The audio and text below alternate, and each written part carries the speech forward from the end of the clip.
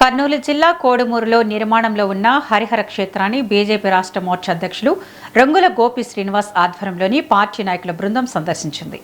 ఆలయ నిర్మాణ పురోగతిని పరిశీలించి దేవస్థానం విశిష్టత, నిర్మాణ లక్షణాలపై ఆలయ నిర్వాహకుల ద్వారా వివరాలు తెలుసుకున్నారు. సనాతన ధర్మ పరిరక్షణకు హరిహర క్షేత్రం ఒక గొప్ప ఆధ్యాత్మిక కేంద్రంగా అవతరించాలని రంగుల గోపి శ్రీనివాస్ ఆకాంక్షించారు. ఈ క్షేత్రం రాష్ట్రంలోని ప్రముఖ పుణ్యక్షేత్రంగా అభివృద్ధి చెందాలని అన్నారు. హరిహర క్షేత్రం నిర్మాణం అవుతున్నటువంటి కేవలం శిలలపై ఏ విధమైనటువంటి కాంక్రీట్ మిక్సర్స్ లేకుండా శిలలపై నిర్మాణం అవుతున్నటువంటి కట్టడం చూస్తే నవ్వుతున్న భవిష్యత్. ఏదైతే ఈ సనాతన ధర్మ ఆలోచనలతోటి నిర్మాణం అవుతున్నటువంటి ఆలయం ఒక ఆదర్శనీయమైన, ఏదైనా మనం పురాతనంలో చూస్తే, చరిత్రలో చూస్తే రాజులు ఇటువంటి ఆలయాలు నిర్మించేటువంటి పరిస్థితి. ఇప్పుడు ఆధునిక యుగంలో ఇటువంటి ఆలయం నిర్మాణం చేసేటువంటి ఆలోచనలు కూడా రావడం కష్టం. కానీ ఇప్పుడున్నటువంటి పరిస్థితులన్నింటినీ అధిగమిస్తూ ఈ ఆలయ నిర్మాణానికి పూనుకున్నటువంటి మహేశ్వర్ రెడ్డి గారు నిజంగా ధన్యులు.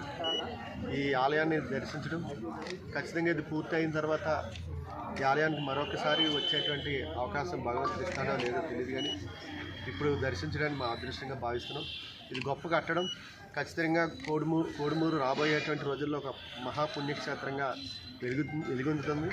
ఒక చారిత్రాత్మకమైన కట్టడంగా ఈ యొక్క ఆలయాన్ని దర్శనం చేయడానికి రాష్ట్ర వ్యాప్తంగానే కాదు, ఇతర రాష్ట్రాల నుంచి కూడా దర్శనానికి వచ్చేటువంటి అవకాశం ఉండేటువంటి ఆలయం.